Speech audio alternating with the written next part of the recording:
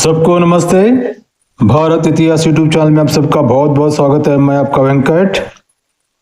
तो साथियों, आज जम्मू कश्मीर जहाँ दिल्ली का ब्लास्ट हो गया था, बॉम्ब ब्लास्ट, तो जम्मू कश्मीर से लिंक था ना ये। तो हमारे कश्मीर के जो कुछ नौजवान हैं तो वो मोदी जी से और अमित शाह जी से नैरेटिव पैदा कर रहे हैं कि एक समुदाय को टारगेट करने जा रहे हैं करके। लेकिन ये क्या क्या बोलते हैं, हम मोहम्मद मुफ्ती जी भी और क्या कह रहे हैं सुन के फिर हमारा जो है नैरेटिव बता देंगे इनको। चलो आ जाओ मोहम्मद मुफ्ती जी, आ जाइए। वहां तो वो हो गया, इतनी जाने कीमती जाने चली गई और जिस तरह चली गई वो इंसान को वो दिल दहल उठता है। वो उस वक्त का वो नजारा वहां जो हुआ था वो देख के। मगर मरकजी सरकार को सोचना पड़ेगा कि आपने यहाँ के नौजवान को वादा किया था तुम्हारे हाथ से पत्थर लेके बंदूक लेके मैं लैपटॉप दूंगा, मगर आज आपने उस नौजवान को सुसाइड बॉम्बर बनाया। जी हाँ साथियों, सुना ना मोहम्मद मुफ्ती जी क्या कह रहे हैं, कश्मीर की है ये। तो मोदी जी ने एक टाइम बोला था कि भाषण में मुस्लिम लोग जो भी है एक हाथ में कुरान एक हाथ में लैपटॉप कंप्यूटर पकड़ लो करके बोला था, मैं पकड़ता हूँ करके। उसी बात को दोहरा के बोल रहे हैं कि मोहम्मद मुफ्ती आपने हमको वादा किया था कि एक हाथ में कंप्यूटर ये सब करेंगे करके, लेकिन हमको ये बॉम्बर बना दिया, सुसाइड बॉम्बर बना दिया करके बोल रहे हैं।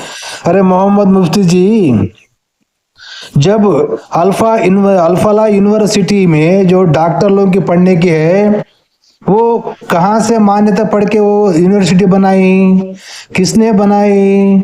और वहां पे जो डॉक्टर लोगों को तैयार करते हैं क्या आतंकवादियों को तैयार करते हैं? जो वहां पे आतंकी तैयार हो गए सो है वो क्या मोदी जी अमित शाह जी तैयार करते हैं क्या? वो अल्फाला यूनिवर्सिटी कांग्रेस पालन में जब कांग्रेस टाइम था ना तभी बिना परमिशन का बनाया हुआ एक यूनिवर्सिटी है वो, उसको ताला लगाना जरूरी है। और मोहम्मद मुफ्ती जी, और ये जो बॉम्बर सुसाइड बॉम्बर बने हैं ना वो क्यों बने हैं पता है आपको? क्या मोदी जी ने बनाया, क्या अमित शाह जी ने बनाया? नहीं ना, तुम्हारा मुल्ला मौली लोग मदरसे में जो बच्चों को सिखाते हैं वैसा ही एक मदरसा का तरह ही अल्फाला यूनिवर्सिटी बनाया सो मैडम। वहां पे जो मुल्ला मौली लोग रहते हैं ना उनको जन्नत की हूरों की लालच देके यहाँ पे अल्लाह की कानून को करना है, शरीयत कानून चलना है, अल्लाह के लिए हम ये करना है वो करना है। अल्लाह कुछ भी नहीं करता है मैडम, जो कुछ भी करना है अल्लाह ये मुसलमानों से करवाता है, क्योंकि अल्लाह का पास कुछ औकात है ही नहीं, ताकत है ही नहीं दुनिया में सबको मुसलमान करने के लिए। और शरीयत कानून में क्या भला कानून है मैडम? शरीयत में 3-4 शादी करो, हाँ क्या कास क्या है शरीयत में? सब गंदगी है ना शरीयत कानून में। चलो जो दुनिया का पूरा अच्छा कानून है वो सबकी भला के लिए नहीं है ना। और ये तुम्हारा इस्लाम क्या बोलता है? जो कोई इस्लाम को नहीं मानता, अल्लाह को नहीं मानता, मोहम्मद साहब को नहीं मानता, वो सब काफिर है, वो सब काफिरों को मारना है, वो सब काफिरों को ये करना है करके आपको कुरान सिखाता है। आपको ये मुल्ला मौली लोग सिखाते हैं जन्नत की हूरों की लालच की। चलो सुनो एक मुल्ला मौली क्या बोल रहा है, हाँ लोगों को जो अपने पास बैठते हैं अल्फाला यूनिवर्सिटी में जो पढ़ गए डॉक्टर बन के भी वो माइंड वॉश करके वो लोग आज आतंकी बन रहे बोले तो किस तरह से वो लोगों का माइंड वॉश करते हैं आप भी सोचिए मुल्ला मौली लोग। और मोहम्मद मुफ्ती जी आप भी सोचिए मदरसे में क्या सिखाते हैं बच्चों को, आप वो देखिए। वहां पे मदरसे में सिखाया जाता है कि बच्चों को जो कोई अल्लाह को नहीं मानता वो काफिर है, और जो दिवाली बनाता है होली बनाता है उससे शैतान खुश होती है, अल्लाह कुछ नहीं होता करके सिखाते हैं मैडम। आपने देखा नहीं क्या वीडियो? तो चलो देखो ये वीडियो, एक मौलाना क्या कह रहा है जो मदरसे के बच्चों को या तुम्हारा मुसलमान लोगों को, हाँ सुनो। सड़ी गली औरतों के ऊपर दिल फेंकते हो ना कि तुम आशिक हो गए, इश्क हो गया, लब हो गया, मैं लब करता हूं। तो सुनो ना मोहम्मद मुफ्ती जी, औरतों के बारे में क्या बोल रहा है मौलाना।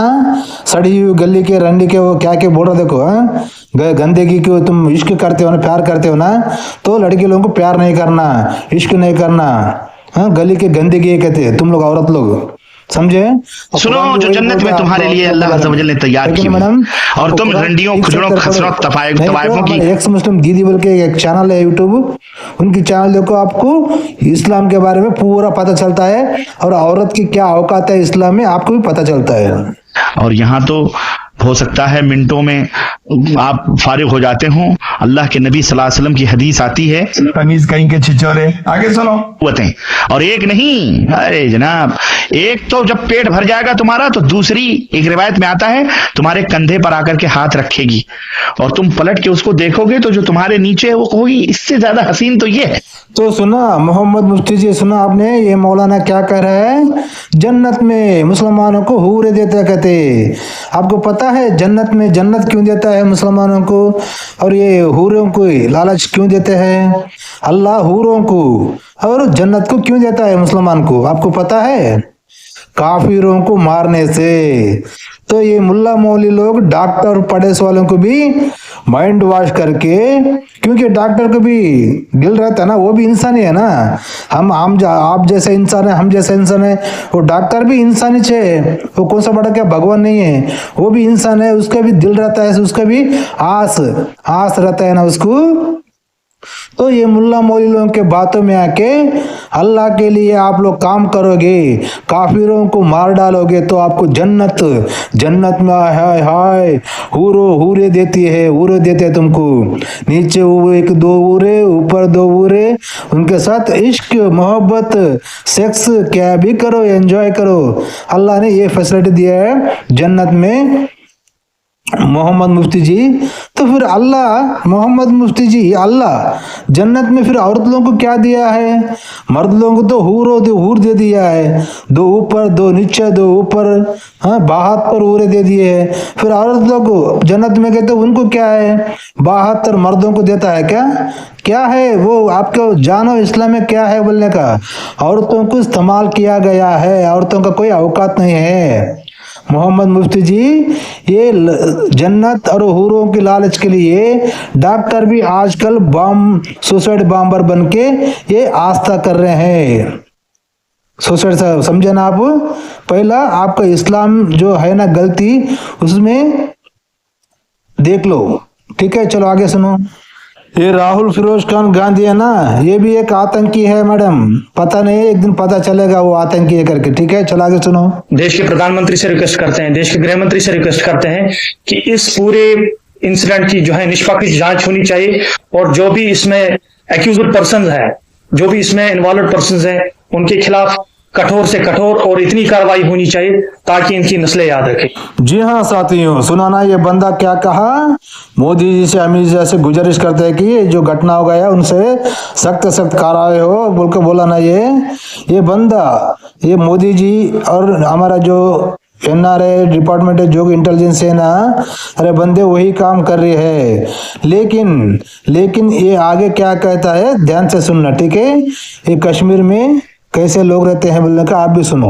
लेकिन बदकिस्मती की तरफ से जो जब ये इंसिडेंट देखने को मिला, इसके बाद जो है एक पर्टिकुलर समुदाय को जो है टारगेट बनाया गया है। एक पर्टिकुलर समुदाय के खिलाफ जो है mud slinging, hate, character association, WhatsApp universities के जरिए से, सोशल मीडिया के जरिए से, और ऐसा पेश किया गया है जैसे पूरे कश्मीर के लोग इसमें इन्वॉल्व है। ये साथियों सुना ना, ये बंदा क्या कह रहा है, ये पूरा एक समुदाय को बदनाम करने की कोशिश कर रहे हैं करके बोल रहे हैं। रे व्हाट्सएप यूनिवर्सिटी में, सोशल मीडिया में कौन किया है रे। जो कोई भी वहाँ सुसाइड बॉम्बर दिल्ली में किया है, उसका जांच करने के बाद वो उसका नाम, उम्र, उसका नाम और उसका फैमिली कौन है, जीन्स कैच करके बोला ना। पूरा कश्मीर को कहाँ टारगेट किया है, सब पूरा कश्मीर को किसने कहा है। ये इनकी सोच होती है। हाँ चलो आगे सुनो। जैसे कश्मीर की पूरी स्टूडेंट फ्रेटर्निटी इसमें इन्वॉल्व है। हम अपना इस चीज पे जो है कंसर्न जता रहे हैं और सरकार से जो है रिक्वेस्ट करते हैं, देश के प्रधानमंत्री से जो है रिक्वेस्ट करते हैं कि इस पूरे मामले में आप इंटरवन करें। इस पूरे मामले में जिस तरीके से पूरी कम्युनिटी को जो है एक ही लाइन में आपने जो लोग मुख्यधारा से भी जुड़े हैं और जो लोग जो है सोशलिज्म या बाकी जो लोग इसमें वायलेंस में इन्वॉल्व थे या जिन लोग इसमें जो है एक्यूजर थे, उनको एक ही कटघरे में जो है खड़ा किया गया। हम चाहते हैं कि भारत सरकार इस पूरे प्रोसेस में जो है जांच करे और एक फेयर, एक ट्रांसपेरेंट प्रोब किया जाए, ताकि जो एक्यूजर जो लोग हैं, भले ही वो किसी भी संगठन से जुड़े हैं, उनके खिलाफ कठोर कार्रवाई होनी चाहिए।